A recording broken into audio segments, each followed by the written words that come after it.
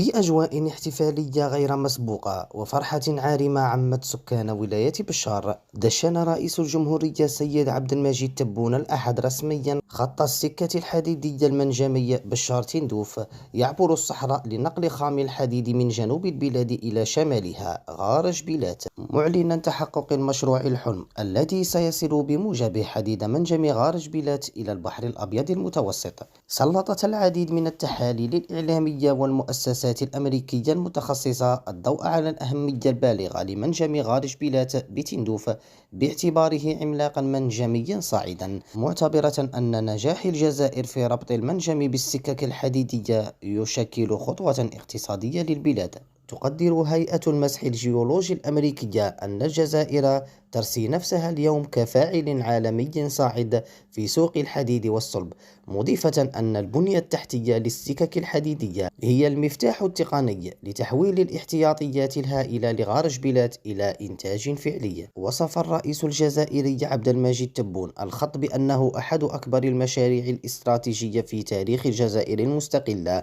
حيث يهدف المشروع إلى زيادة قدرات الجزائر في استخراج الحديد في وقت تطمح فيه البلاد إلى أداء دور ريادي في إفريقيا.